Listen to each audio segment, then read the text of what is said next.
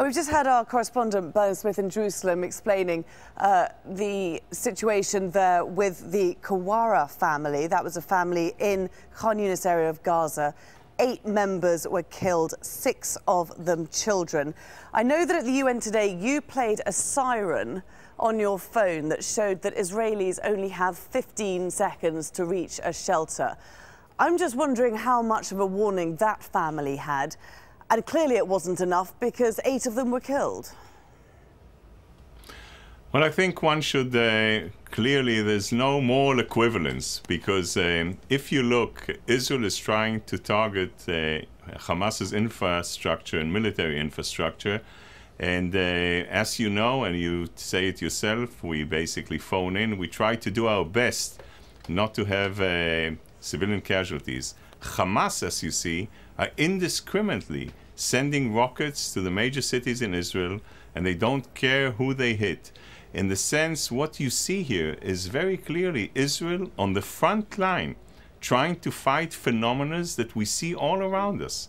Both in ISIS, we see that from Abuja in Nigeria to Fallujah in Iraq. Okay, I don't really understand ISIS, this argument. I don't really understand the argument that Israel is hitting military targets in Hamas, because as in the case of the Kawara family, we had 8 family members killed. 6 of those were children. They were not military targets. Also in Khan Yunis, we saw a beachside cafe hit. Now, people in that cafe were watching the World Cup. That is not a military target. So why does this argument keep coming up?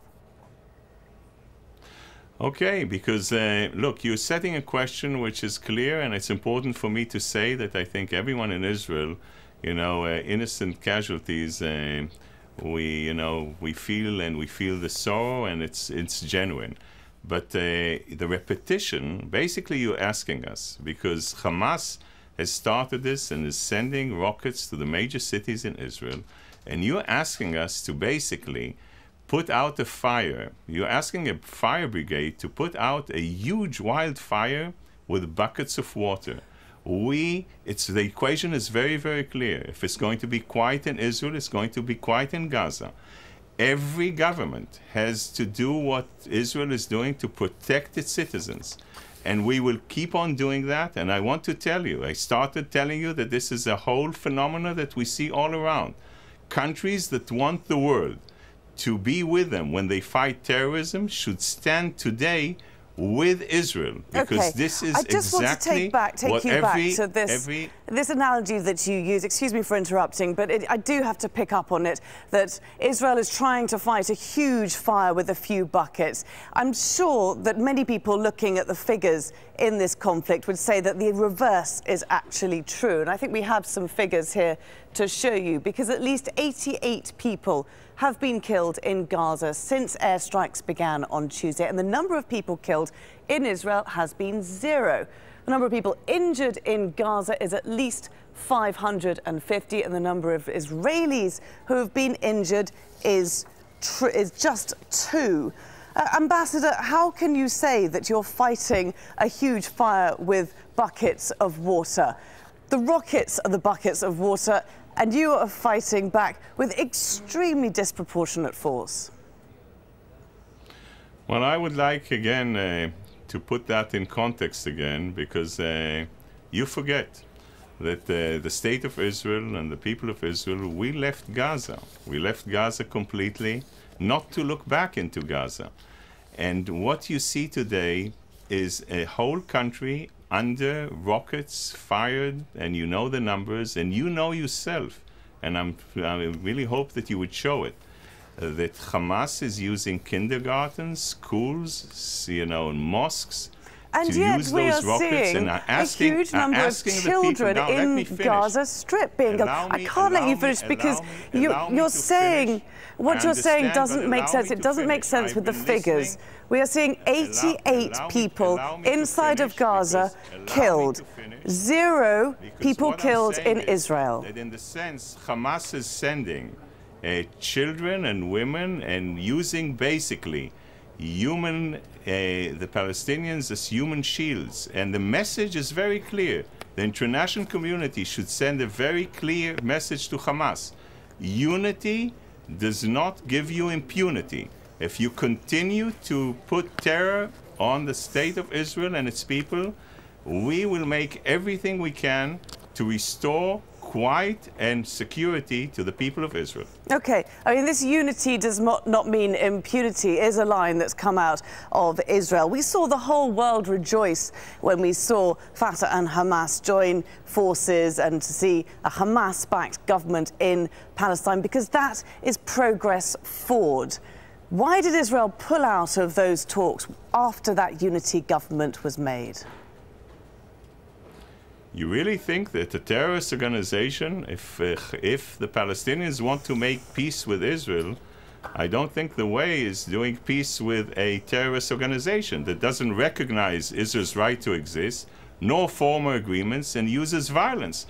If there's a change and Hamas, by coincidence, has recognized Israel's right to exist, please phone me on a 911 number. This is a terrorist organization that is doing everything it can to hurt innocent civilians in Israel, and this terrorist organization just how many innocent civilians in Gaza have been hurt over the last 3 days? Do you know the figure? I'll tell you this. It's really interesting that Hamas is targeting an electricity plant in Ashkelon that basically provides Can you just electricity answer my to question? Gaza. How many innocent civilians in Gaza have been killed over the past 3 days by Israeli airstrikes? How many? They have tried to use to explode tunnels in Kerem Shalom, the only crossing that passes food to the citizens of Gaza. And look at the way they behave. You really think that that's the way they really you just don't seem to be answering my question. It's a very simple case of numbers, Ambassador.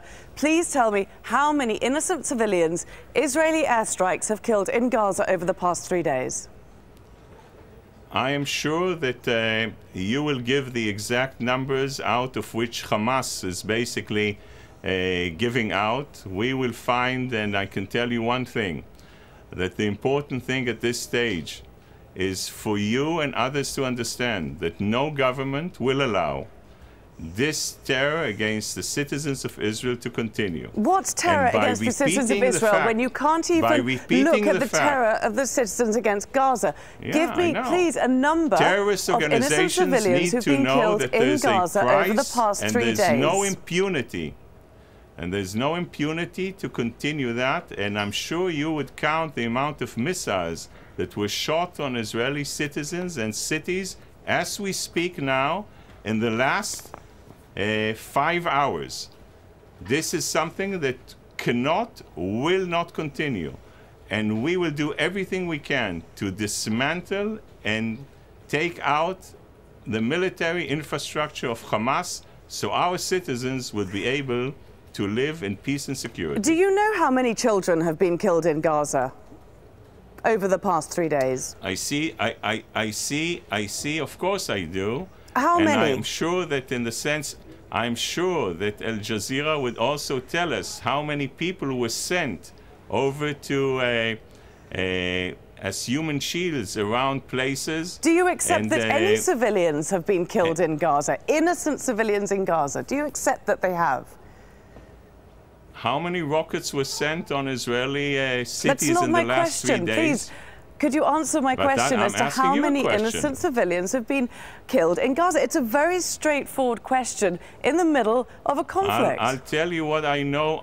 What I know as a fact, that Hamas kidnapped and killed 3 Israelis, murdered them, and afterwards kept on firing at Israeli cities. I can promise you one thing. This will not continue, and we will not let this terrorist organization basically put our people under threat. This will have to stop. Okay, Ron Prosser, the Israeli ambassador to the UN, thank you very much.